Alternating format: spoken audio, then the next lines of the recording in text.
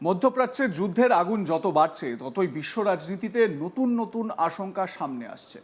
Iran America Israel সংঘাত ইতিমধ্যেই বিশ্বের সবচেয়ে উত্তপ্ত ভূ রাজনৈতিক সংকটগুলির একটি হয়ে উঠেছে। এই পরিস্থিতির মধ্যেই হঠাৎ এক বিস্ফোরক অভিযোগ সামনে এসেছে। আমেরিকায় নাকি আবার 2001 সালের মতো ভয়াবহ জিহাদি হামলা ঘটতে পারে, আর সেই হামলার দায় চাপানো হতে পারে ইরানের উপর। ইরানের সর্বোচ্চ জাতীয় নিরাপত্তা পরিষদের সচিব আলী লারিজানি সম্প্রতি এমনই একটি সতর্কবার্তা দিয়েছেন। তার দাবি, একটি গোপন নেটওয়ার্ক 9/11-এর মতো একটি বড় হামলার ছক কষছে, যার উদ্দেশ্য হবে সেই ঘটনার দায় ইরানের ঘাড়ে চাপিয়ে দেওয়া। এই বক্তব্য সামনে আসার পর আন্তর্জাতিক মহলে ব্যাপক আলোচনা শুরু হয়েছে।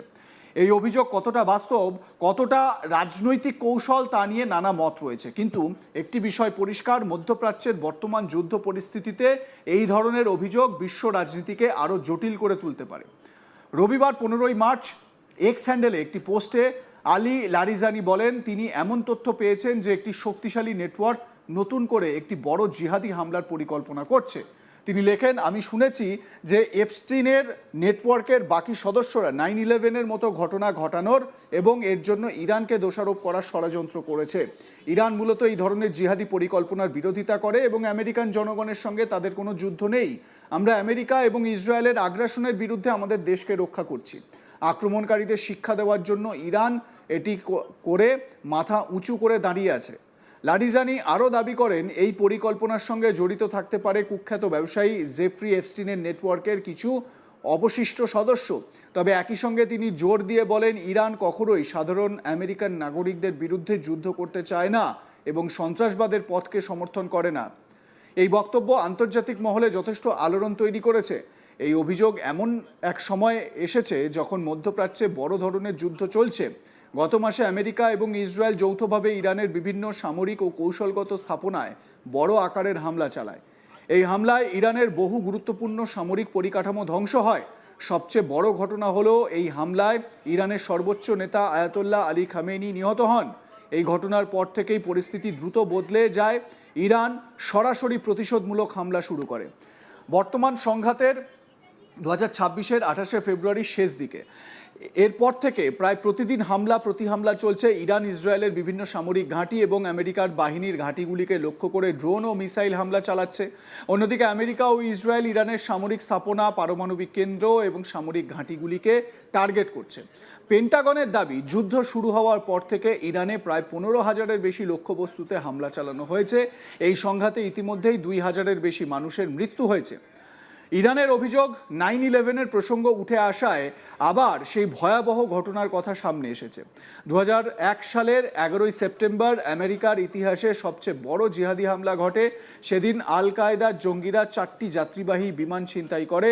2টি বিমান নিউ ইয়র্কের ওয়ার্ল্ড ট্রেড সেন্টারের যমজ বা টুইন টাওয়ারে আছড়ে পড়ে। এই হামলায় কয়েক মিনিটের মধ্যে আগুন ধরে যায় এবং পুরো টাওয়ার ভেঙে পড়ে। আরেকটি বিমান আছড়ে পড়ে আমেরিকার প্রতিরক্ষা সদর দপ্তর পেন্টাগনে। চতুর্থ বিমানটি পেনসিলভেনিয়ায় ভেঙে পড়ে। এই হামলায় প্রায় 3,000 মানুষ নিহত হন। বিশ্ব রাজনীতির গতিপথই বদলে যায় এই ঘটনার পরে। এবারে আপনাদের বলি যে এই ফলস ফ্ল্যাগ তত্ত্ব কি। ইরান যে অভিযোগ করেছে তার কেন্দ্রবিন্দুতে রয়েছে ফলস ফ্ল্যাগ অপারেশন নামের একটি ধারণা। ফলস ফ্ল্যাগ বলতে এমন একটি সামরিক বা গোয়েন্দা কৌশলকে বোঝানো হয় যেখানে একটি হামলা ঘটিয়ে তার দায় অন্য কারো উপর চাপানো হয়। ইতিহাসে বিভিন্ন সময় এমন অভিযোগ উঠেছে। ইরানের দাবি, বর্তমান যুদ্ধ পরিস্থিতিতে কিছু শক্তি এমন কৌশল ব্যবহার করে ইরানকে আন্তর্জাতিকভাবে বিচ্ছিন্ন করতে চাইতে পারে। ইরানের অভিযোগের একটি বড় অংশ ঘিরে রয়েছে ড্রোন হামলার প্রশ্ন। ইরান বলছে তাদের তৈরি শাহিদ 136 ড্রোনের মতো দেখতে কিছু ড্রোন ব্যবহার করে বিভিন্ন জায়গায় হামলা করা হচ্ছে। এই হামলাগুলিকে ইরানের উপর চাপানো হচ্ছে। ইরানের দাবি, এই ড্রোনগুলির কিছু আসলে অন্য দেশ তৈরি করেছে, কিন্তু দেখতে ইরানের ড্রোনের মতো। এই অভিযোগের সত্যতা স্বাধীনভাবে যাচাই করা কঠিন, তবে বিষয়টি আন্তর্জাতিক কূটনীতিতে নতুন বিতর্ক তৈরি করেছে। গত কয়েক সপ্তাহে উপসাগরীয় অঞ্চলের বিভিন্ন দেশে একাধিক হামলার ঘটনা ঘটেছে। ওমানের বন্দরে একটি জ্বালানি ট্যাঙ্কে ড্রোন হামলা হয়েছে।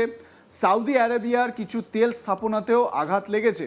সংযুক্ত আরব আমিরশাহিতেও কিছু পরিকাঠামো ক্ষতিগ্রস্ত হয়েছে। এই হামলাগুলির পিছনে কে রয়েছে তা নিয়ে এখনও নিশ্চিত তথ্য পাওয়া যায়নি। বর্তমান সংঘাত শুধু মধ্যপ্রাচ্যের মধ্যেই সীমাবদ্ধ নেই, এই যুদ্ধের প্রভাব পড়ছে বিশ্বের বহু দেশে।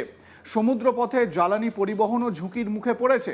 বিশেষ করে হরমুজ প্রণালী নিয়ে উদ্বেগ বাড়ছে। এই সমুদ্রপথ দিয়েই বিশ্বের প্রায় 20% তেল পরিবহন হয়। বর্তমান পরিস্থিতিতে আমেরিকাও সামরিক প্রস্তুতি বাড়িয়েছে। পেন্টাগন ইতিমধ্যেই মধ্যপ্রাচ্যে অতিরিক্ত সেনা পাঠিয়েছে। আমেরিকার শক্তিশালী যুদ্ধজাহাজ ইউএসএস ট্রিপলি এই অঞ্চলে মোতায়েন করা হয়েছে। এর সঙ্গে প্রায় 2500 মেরিন সেনাও পাঠানো হয়েছে। এই পদক্ষেপের উদ্দেশ্য হলো আমেরিকার স্বার্থ রক্ষা করা এবং পরিস্থিতি নিয়ন্ত্রণে রাখা। এই সংঘাতের আরেকটি গুরুত্বপূর্ণ দিক হলো তথ্যযুদ্ধ বা ইনফরমেশন ওয়ার।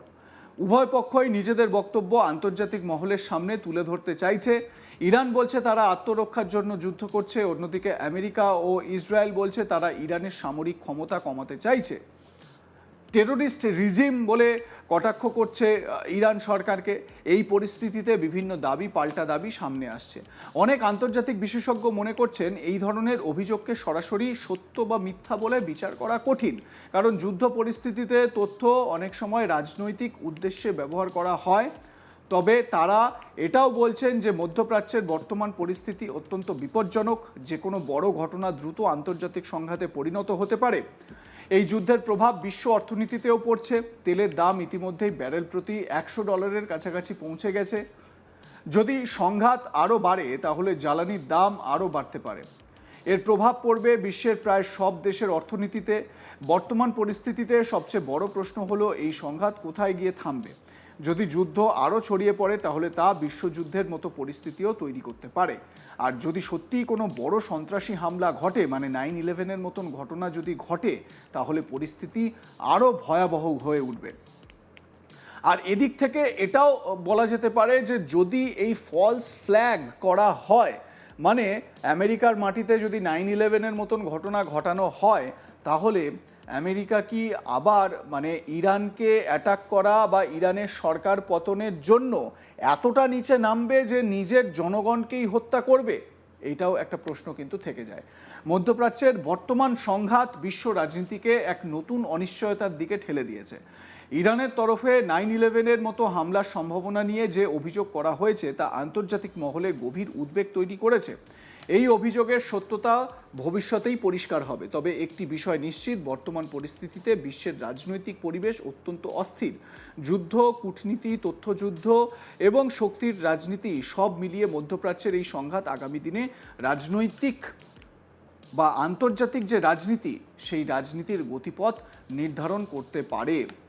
অলরেডি পারস্য উপসাগর থেকে হরমুজ প্রণালী হয়ে, মানে ওই উপসাগরীয় অঞ্চল থেকে, খাড়ির ওই দেশ থেকে তেল কিভাবে আন্তর্জাতিক পথে যাবে সেটা নিয়ে একটা অনিশ্চয়তা তৈরি হয়েছে। তো সার্বিকভাবে আপনারা কি মনে করেন এ বিষয়ে? আপনাদের মতামত জানাতে ভুলবেন না। দেখতে থাকুন আজ তাক বাংলা, সাবস্ক্রাইব করুন ইউটিউব চ্যানেলটি।